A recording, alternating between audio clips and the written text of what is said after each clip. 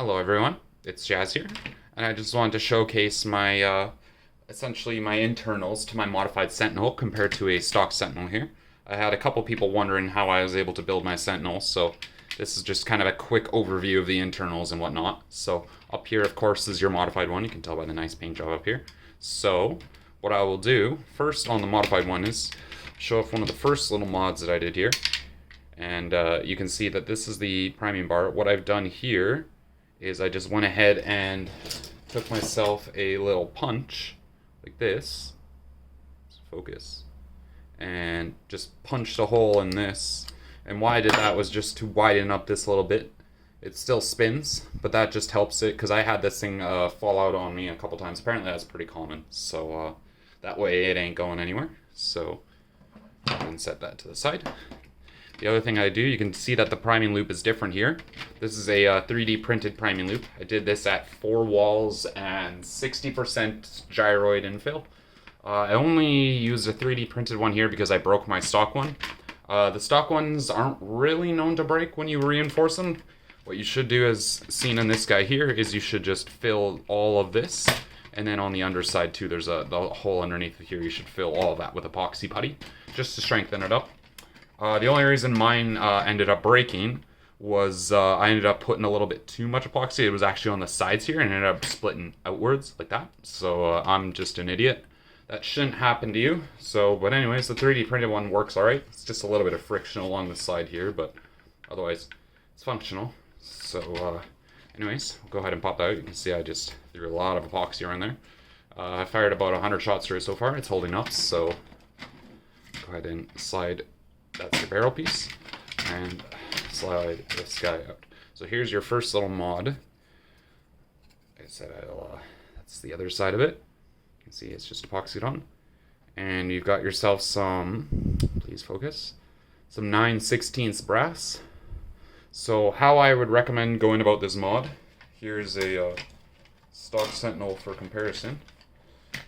Come on, get out of here. As you can see, stock versus modded. So with the stock one, there's the air restrictor, and obviously there's none in here. And as you can see on the inside of this one, it actually has a bit of 17/32 brass at the very end. So what that ends up as is a dart stop. So essentially this is, the dart can smoothly glide along here, and then it kind of seats in there, and that's kind of what stops it in a way. And that's also what I use to hold the two pieces together, because to remove the air restrictors on these guys, it's kind of a pain in the ass. You can see how far in there. And going from the backside is no help either. So what I ended up doing here was actually cutting it right here at this point, and then taking the air restrictor out, and then putting a piece of 17/32 brass around here, and then putting the two pieces together. And that 17/32 brass, once I've cut the 9/16 brass up here, that kind of helped seat the two pieces together, and that's kind of what held it in place in a way, and also acts as a dart stop. And then again, I just epoxied that in place and then sanded it down so it's nice and smooth. And for cutting the 9/16 up here, I just shoved the 9/16 in there once I drilled it out a little bit. And then I just cut using the stock breech, just kind of cut around it with my Dremel or whatever, and just cut it to fit. So that's it. Moving on to the other parts of the internals. We've got ourselves the, the spring and my plunger rod. So what I've done here is I put some epoxy putty all around here just to reinforce it. I also added some craft foam to the end here, just as some padding. And of course white lithium grease all over it. So, and this spring here is a 9 kilogram retaliator spring. And we'll move on to the barrel here.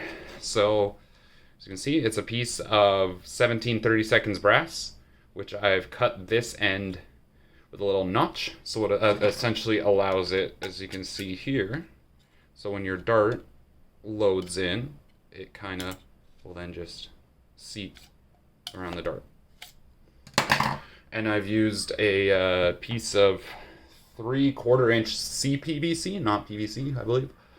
And then, so yeah, I put that in there, and then I just use a little bit of electrical tape on the brass, and then just shoved it in there, and then just a bit of hot glue there or whatever, just to hold it all in place. Pretty ghetto or whatever. yeah, there's definitely better ways of doing it. This is just what I did at the time. It works, so I don't really feel the need to redo it. So that's that.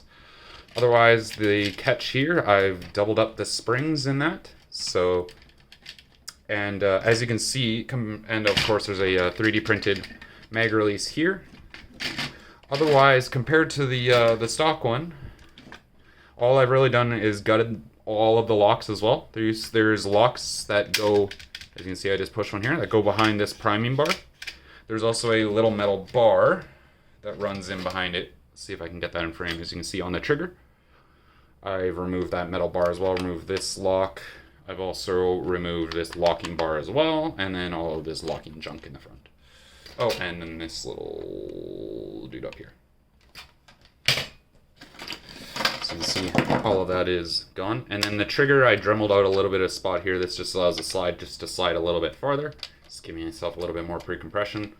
And I also notched out the shell here. I did a little bit more work just to give the lever a little bit more room to maneuver. Yeah, I mean, that's about it. Oh yeah, and of course the priming bar I just wrapped with some paracord as well.